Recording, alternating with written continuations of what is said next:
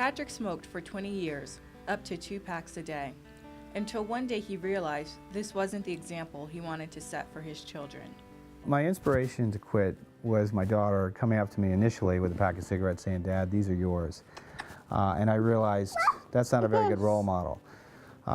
Now that I have quit and have been smoke-free for almost 4 years, I have a couple more reasons that are keeping me from smoking because I need the energy to keep up with these guys.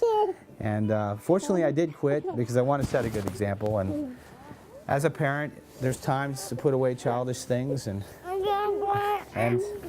there's times to be childish. He had ideas about quitting before, making Monday resolutions to quit that found their end barely by the time Tuesday begun. But this time was different. He decided to seek out help, use the tools available to make this time keep.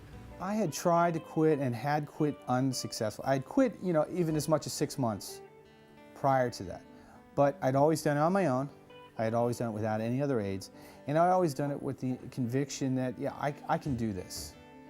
But I guess when I went to the quit center, I realized this is a little bit bigger than I thought it was. And maybe I need some help with this. You went and joined a group of other smokers that were trying to quit, led by a doctor, Dr. Chris Kosen, headed our group.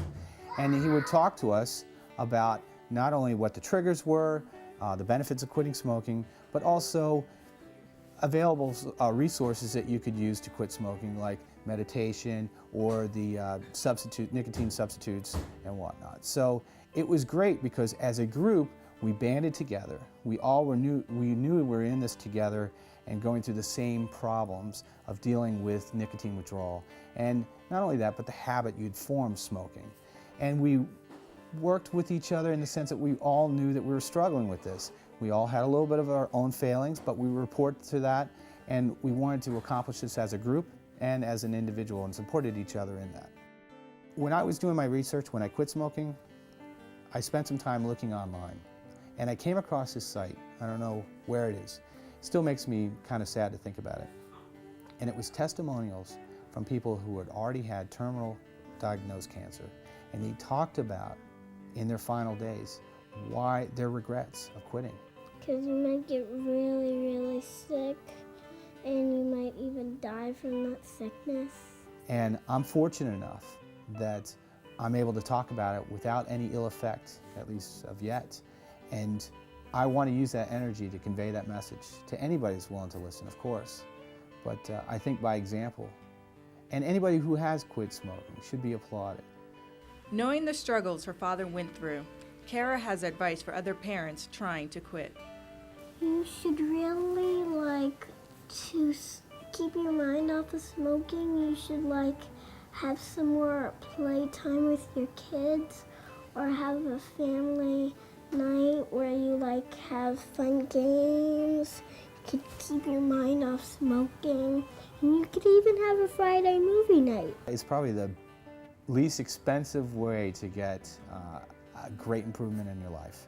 You spend about $2,000 a year in cigarettes if you're buying 2 packs a day, or at least then. I don't know what they are now, fortunately, but that's a pretty good economic stimulus, I see, if you just quit smoking. And I think a lot of it is that I have to be certain that I'm being a good role model, because I have a few more kids since my daughter was born. And I need the energy because I have twin boys and a third boy even younger. I need the energy to keep up with these guys. So I would say the biggest benefit is that I feel strong, I feel like I'm going to be around, and I feel also empowered, because once you conquer that, anybody you talk to that quit smoking, they've got stories. It's one of the toughest things you can do, but once you've done it, you feel pretty proud about it.